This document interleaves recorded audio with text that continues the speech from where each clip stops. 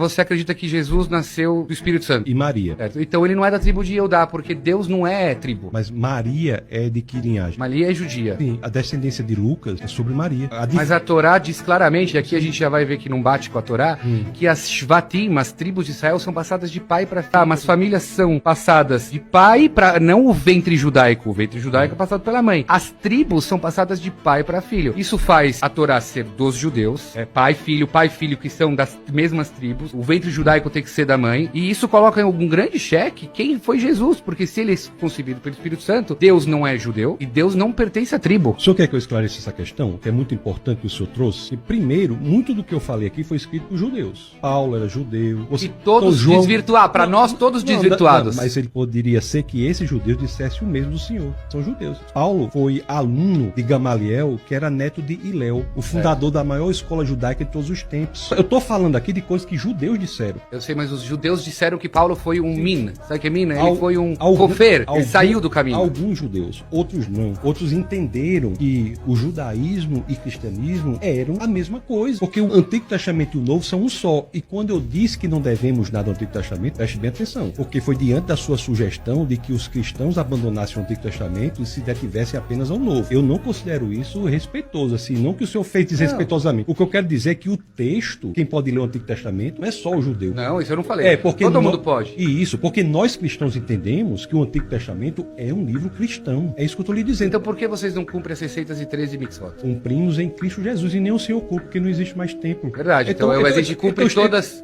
que dá. Então estamos no mesmo ponto. Nem eu cumpro. Agora, eu cumpro em Cristo Jesus e o judeu não tem como cumprir. Porque em Cristo, a lei é como Moisés. Aponta a promessa, mas não é capaz de entregá-la. Josué é como Jesus. Entrega a promessa. Em Jesus, a promessa foi entregue. As leis, elas são resumidas. As 613 leis são resumidas para 10, que apresentam Deus. O processo de santificação é a busca da lei. Quando a lei diz assim, não mentirás, é porque Deus é a verdade. Quando diz não adulterarás, porque Deus é fiel. Quando diz não roubarás, porque Deus é confiável. Nós cumprimos. E Jesus, no Evangelho de Mateus, ele reduz ainda mais. Quando questionado qual é o maior dos mandamentos, ele diz amar a Deus com toda a sua alma, seu coração e o seu entendimento. É errado da perspectiva do Antigo Testamento, mas o Deus encarnado tem autoridade para fazer isso. Então, dizer que Jesus não pode fazer, é colocar a consequência, a conclusão nas premissas. Não se pode dizer que Jesus não pode dizer isso, porque ele é o Deus encarnado.